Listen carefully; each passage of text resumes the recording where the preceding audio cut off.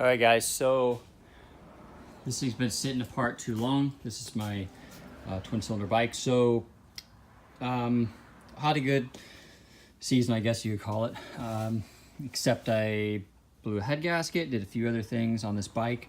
So right now what I'm doing is I'm reassembling cylinders. They've been ported top to bottom, new gaskets, new seals, new pistons, even though, believe it or not, after running really, really hard and then blowing a head gasket and finding air leaks, they look pretty good.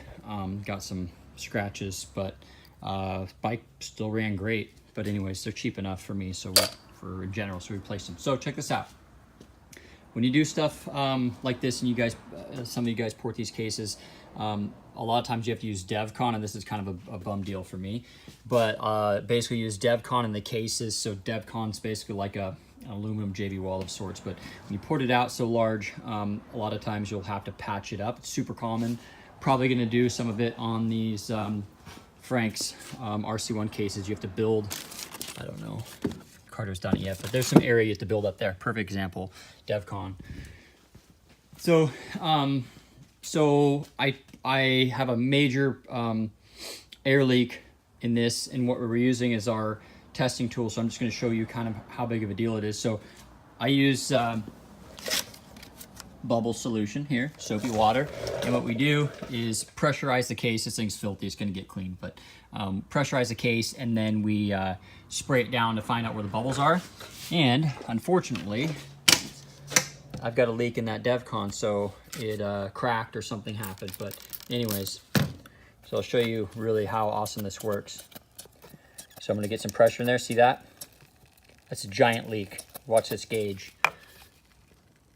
Huge. So that was super, super lean. I did fight some weird tuning issues towards the end. But anyways, you get the idea. It's really simple to, easy to find. Super cheap tool. They're $100. And without this, never would have found that. No way. So this may not be, you may not have this issue on your bike as far as DevCon, but just to show you all the little things that can leak on your bike, and there's no way you can tune for this ever, because this is always going to be drawing in more air. Air is going to be basically coming in and out without fuel, so you're always going to run lean. So anyways, I got to strip this down and repair this bike, but just kind of show you guys the importance of checking your bike, the pressure test.